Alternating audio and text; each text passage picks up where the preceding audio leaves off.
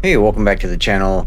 Today I'm doing something a little bit different. Last weekend, went out to Arizona with my daughter, and we decided to do a Jeep trail. Actually, that was the whole point of the trip, was we were heading out to Sedona to do the Schnebly Hill Trail. She got a new Jeep Rubicon, and I'm using her old, well, it's not old, it's 2022 Wrangler Sport, so a JLU Sport manual transmission. That was hers, and she got sick of driving the manual transmission in the city, so I bought it off her, and she upgraded to a new automatic transmission Rubicon. So anyway, we decided we wanted to do a little bit of off-roading with them, so we looked up the Jeep Badge of Honor trails, and it seemed like the Schnebly Hill Trail was the easiest one, and it wasn't far from where she is in Arizona, so we met up there and hit the trail. Interesting thing about the Jeep Badge of Honor trails is as soon as you check in, you're eligible for the badge. So it makes me wonder, so many people you see driving around with a Jeep full of badges, if they actually did the trails. But as you can see here, we did do the trail. It's not too difficult.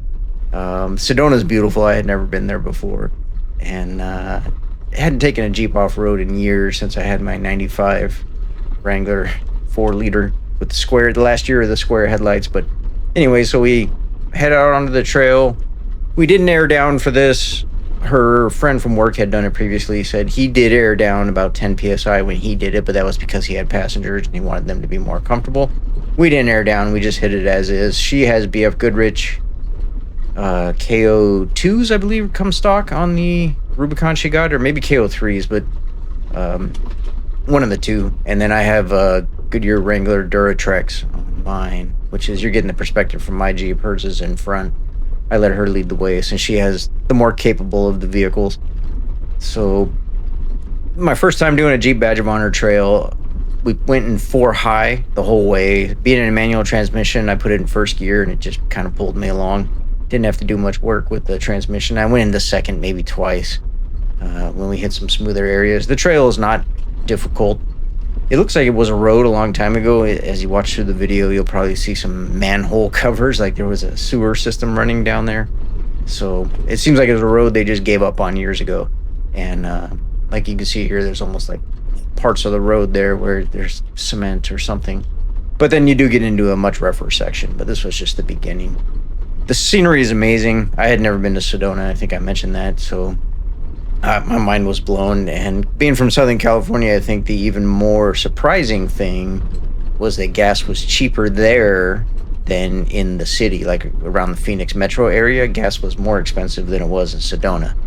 In Southern California, gas is expensive no matter what, but then you go up to, say, somewhere like Big Bear, which would be comparable to this, and the gas is way more expensive. It's not less. So right there, the video cut, but we stopped. I don't know if you saw, approaching was a tour vehicle. So that was an interesting thing about this trail, is that you can reserve or register, sign up, whatever, and do tours. And they have guys who drive people around in Jeeps, and they're open back Jeeps, almost like something you'd see on a wild animal safari type thing, where there's benches that are running facing each other in the back, and people just hang out there under an awning on these trails. So there is a lot of cross traffic. Other than the multiple tour vehicles, we ran into one dirt bike, a couple side-by-sides, and then when we were leaving, there were some a little caravan of Wranglers and a Gladiator that were coming onto the trail. But while we were out there, I think we were the only Jeeps other than the tour guide Jeeps.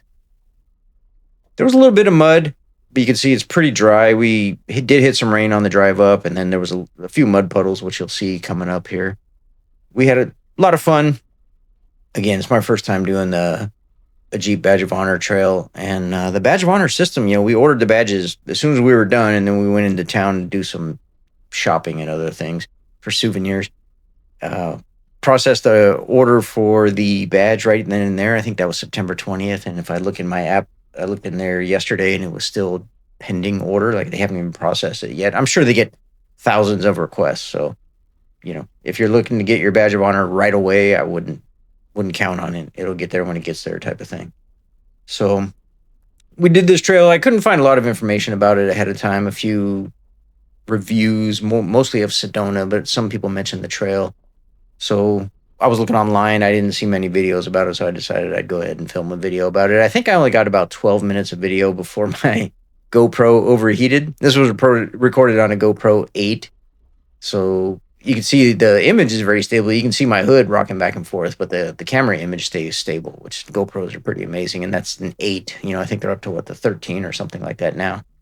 Um, Due to where my mount is on my car or my Jeep, I have mounted on the dash like most folks, and there's a phone mount facing me, and then above it is the camera mount, so it's right there in the sun, and it overheated, like I said, about 12 or so minutes into the trail.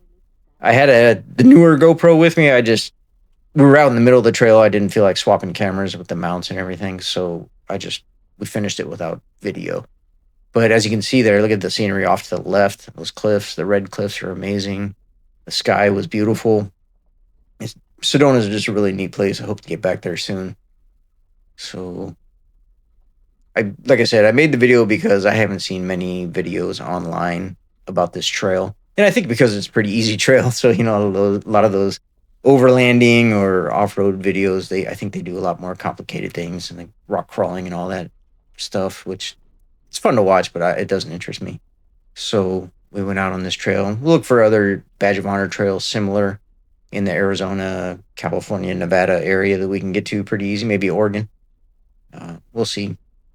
The great thing, though, is while I was out in Arizona on the way, stopped at my dad's house because he's back in town in Arizona.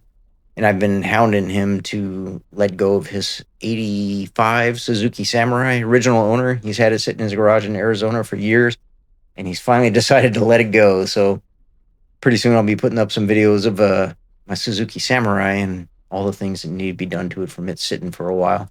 Just waiting for him to get a new title from the DMV in Arizona because it got misplaced, which is understandable when the car's been around that long. So I'll go ahead and let the video play out.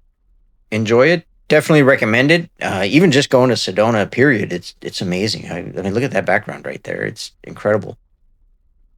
I'm from Southern California, live in the inland area, plenty of deserts, but this was just something different.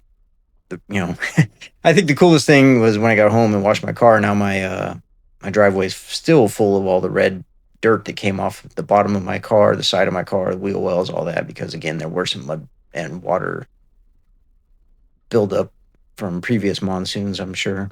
So anyway, this time I'll sit back, stop talking, enjoy the video.